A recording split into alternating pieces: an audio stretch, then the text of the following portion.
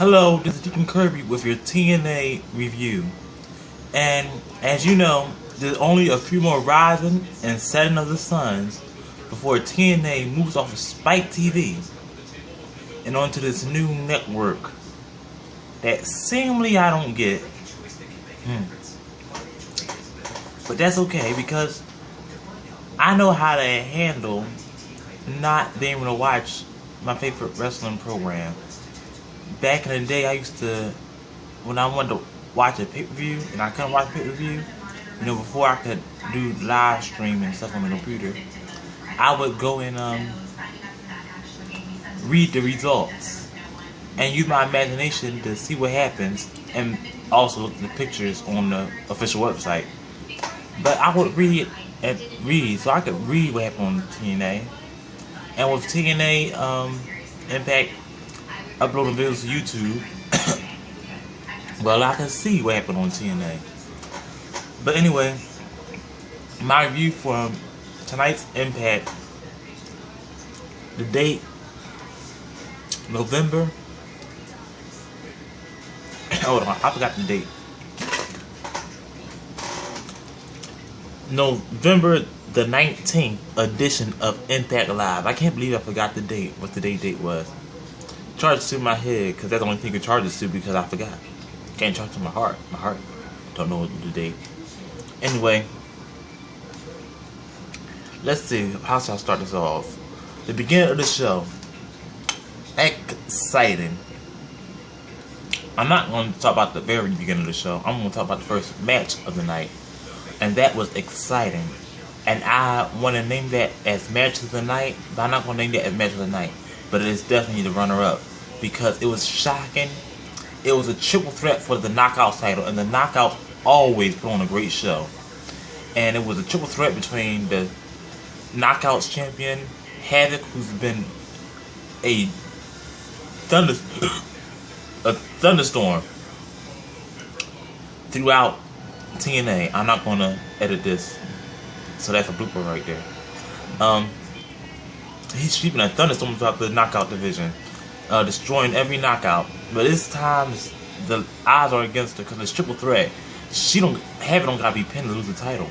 And those other two women were Gail Kim and Taryn Terrell. And Taryn Terrell and Gail Kim had their fair shares of fights and rivals.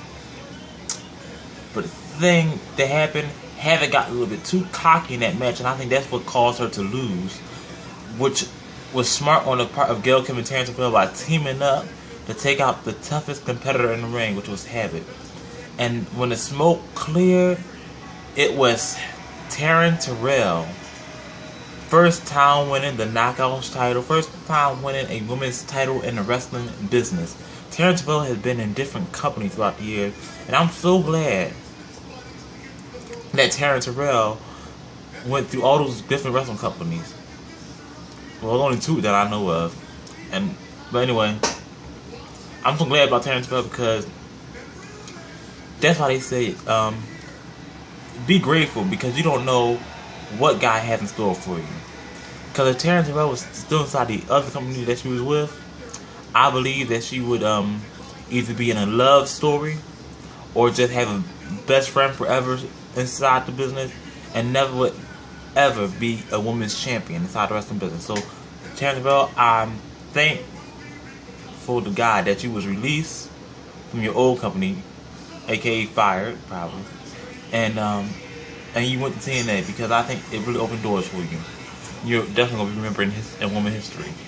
Let me zoom through this right now. You had Kenny King versus Sarge. Christopher Mendez, the guy with one leg. And it was amazing, the match, because I did not expect him to big boot Kenny King in the face of that prosthetic leg. That stuff has metal on it. I think that was the worst big boot anybody had to their face. And he didn't just do it one time, he did it twice. And then that's when MVP comes in with a steel chair and started beating up the sergeant.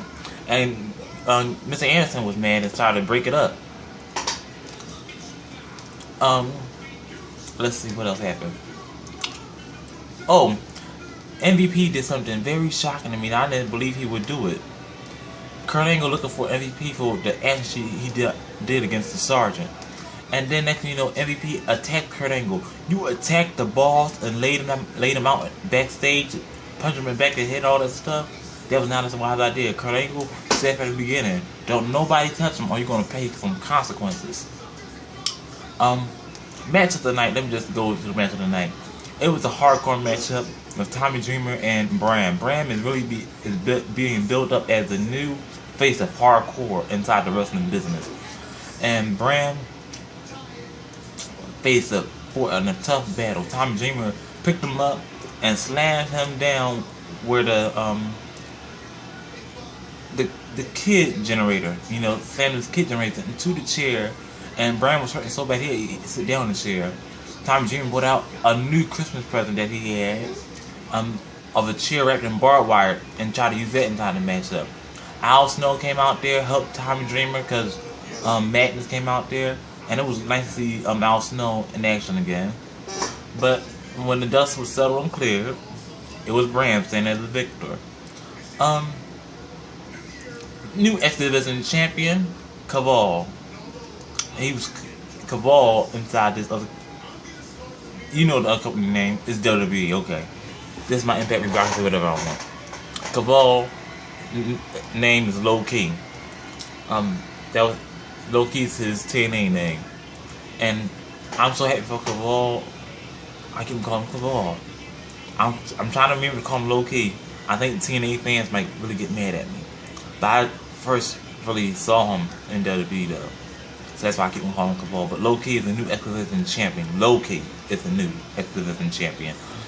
Let me go on with this. I think I'm forgetting something else. Maybe you can remind me later on. Oh, Rockstar Spud. That's what I was forgetting. Rockstar Spud got vicious. He made EC3 bleed. I saw blood coming down on EC3 face. Rockstar Spud is a spunky kid.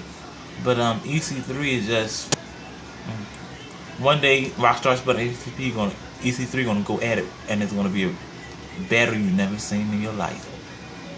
But now let me get to the main event not the main event, the end of the show, because the show started off with Bobby Lashley and Bobby Roode in a brawl, and security had to break it up. At the end of the show, Kurt Angle wanted to address MVP. MVP thought, hey, you gonna fire me, Kurt? I don't care. You gonna fire me? I don't care what. I know that's a punk move you gonna do. Kurt Angle said, I'm not gonna fire you. And next thing you know, Kurt Angle started brawling with MVP, and it's a brawl. They fighting. And then Kenny King come in to help MVP. MVP said, back away, Kenny King, I got this. And MVP was just starting fighting Kurt Angle, just beating Kurt Angle. Then Mr. Anderson comes out there and attacks Kenny King, and there's a brawl out there. And then next thing you know, Bobby Lashley. MVP called Bobby Lashley and only got the voicemail. Who knew Bobby Lashley was going to arrive tonight and help out MVP? Bobby Lashley spared Mr. Anderson. But then once again, it was like how the show began. Bobby Roode comes out there and attacks Bobby Lashley. There was a brawl, and that's how TNA ended. And it was an amazing show. Amazing impact. I'm so proud for TNA. Finding its new network, even though I'm not able to watch it, but I will still tune in on YouTube and see the clips that they upload. But with that being said, this has been Deacon Kirby with your Impact review. Hope you enjoyed. Hit the thumbs up button. Like the video. Repost it, share it. And most importantly, subscribe. Wonderful Savior.